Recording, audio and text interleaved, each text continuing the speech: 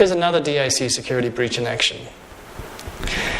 Here, Tom is correctly configured, but he executes a Trojan horse. He doesn't realize that this piece of software is actually going to send the file on his behalf, because in DAC, the programs have the same rights as the user that executed them. It's a big flaw with DAC. So, if we compare this to TACE, users access everything from a centralized shared library, and they just pull out the files that they want from the centralized library. Now, the question, of course, is how does TACE prevent security breaches if you can just grab whatever you want?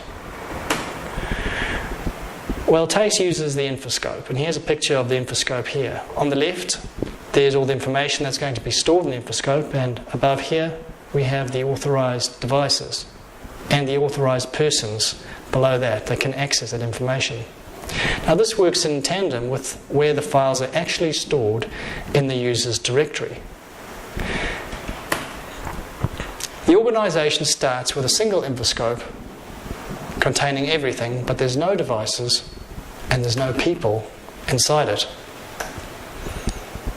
So in the beginning, when people pull information from a centralized folder, they can look at these folders, but there's nothing inside it. They can't see anything inside them.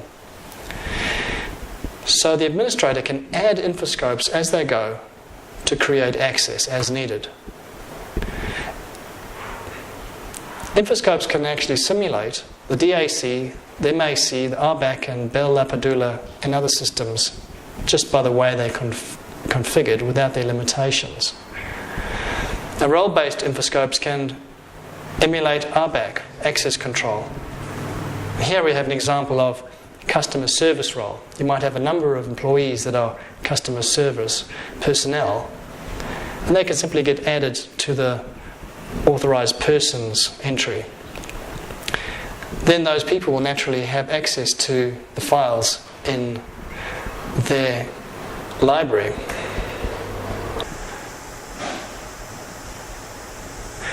Not only can Macs have many roles, each with its own security level, but Macs can also hold a Mac security level, say a top security access. Now that means that essentially he's running a number of different security models in parallel, all simulated with the infoscope model. Very fluid system. Macs can be a member of any number of infoscopes too. And here is a shot of how infoscopes are dynamic. Jane can be added at the access door and added dynamically to the infoscope, and when she moves out, taken off that list, so she can only access those secure files when she's in the building. Device access is also fluid. Any device can be used in TACE.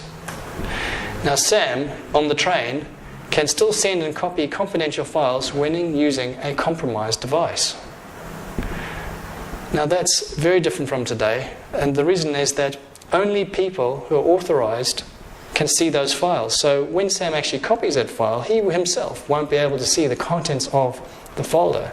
He'll be dragging, as far as he's concerned, an empty folder. But when that arrives at someone who is authorized on the correct device and who is an authorized person, they will be able to see it. Now, MAC, DAC and RBAC leave these device standards to the administrator. And the frustrating thing is, if we can't secure it in the factory, how can we expect the administrators to secure it? There's a lot of different consumer devices, and most of them are insecure. So what can the administrator do about that? Now, the difference with TACE is that TACE is a complete end-to-end solution, and it provides a formula for locking down the device as well as keeping the information locked into the network. Okay, and that's the end of our introduction, and we'll see you in milestone 1 shortly.